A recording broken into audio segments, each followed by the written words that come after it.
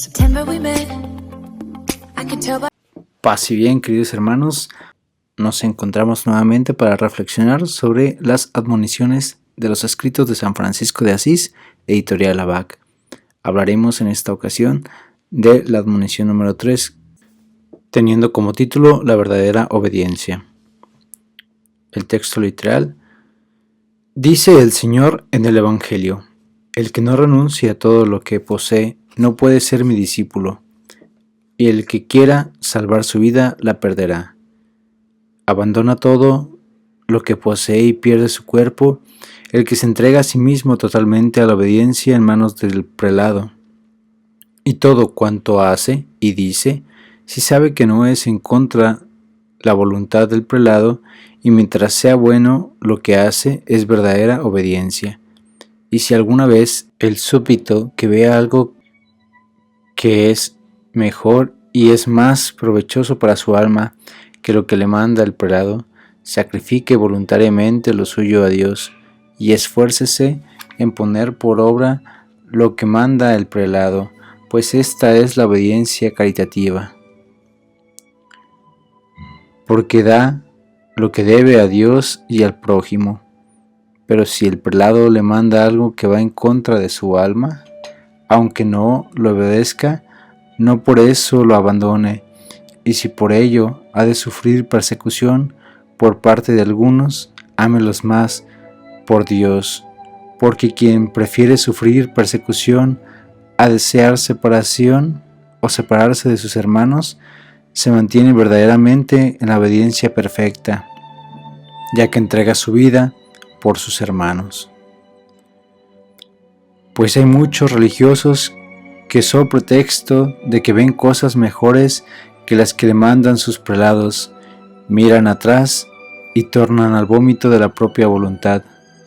Estos son homicidas y por sus malos ejemplos hacen perderse muchas almas.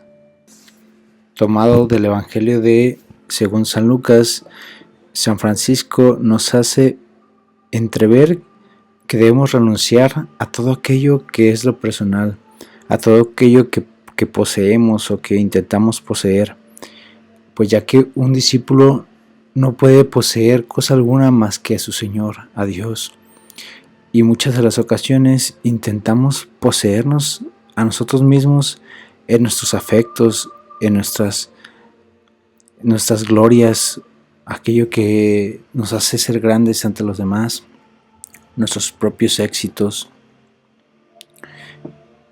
Sin embargo, para el evangelista, como tanto para Francisco y para Jesús, la visión de aquel que quiere salvar la vida necesita perderla, perder toda seguridad.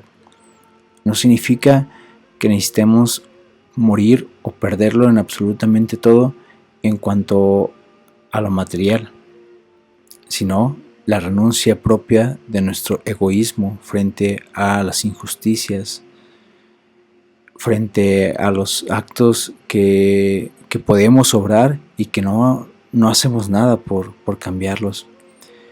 En realidad, el no poseer no significa no tener, sino con aquello que tenemos, darlo hacia los demás o darlo para nosotros mismos a un bien mucho mayor. Es decir, si poseemos grandes bienes materiales, pues con ellos podernos salvar nuestra alma, hacer bien a nosotros mismos, nuestra propia salud, nuestra propia familia. Eso significa no poseer. Es muy distinto a no tener, que hay gente que tiene muy poco materialmente, pero es muy posesiva, posee mucho rencor en su corazón, posee mucha envidia. Entonces hay una parte de posesión, quiere poseer a las personas. Hay gente, dicho de otra forma, muy tóxica, que solamente intenta controlar, siempre quiere tener el mando sobre las cosas. Eso también es otra forma de posesión.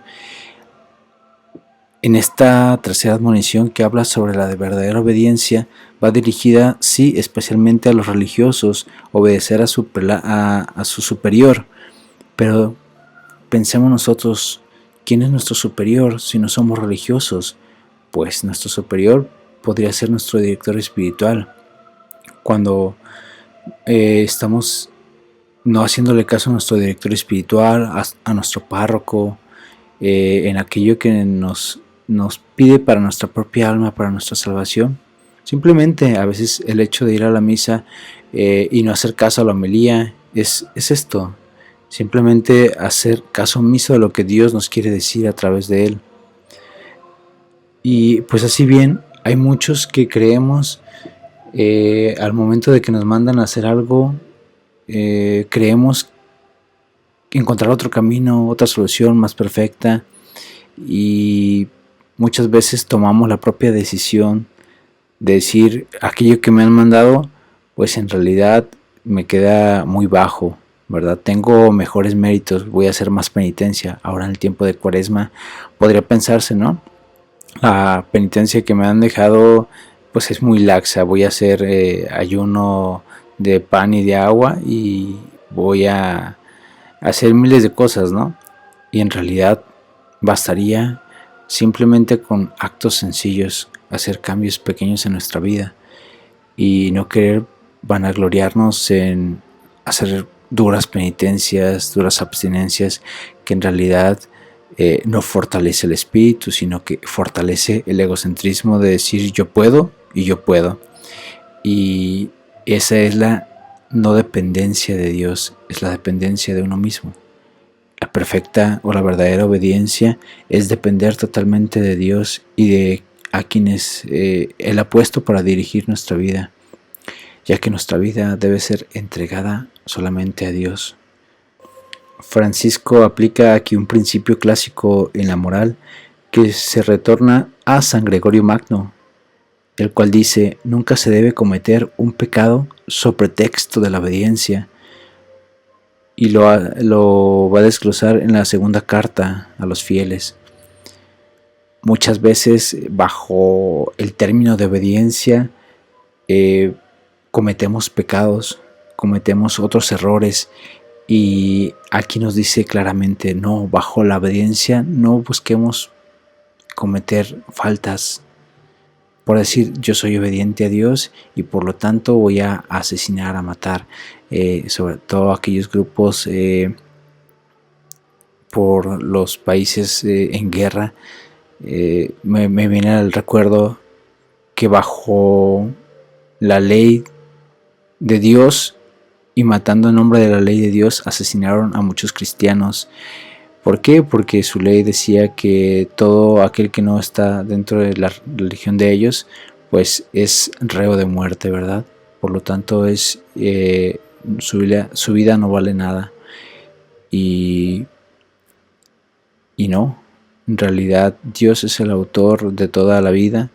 Dios es el que tiene en su mano quién vive y cómo lo hace.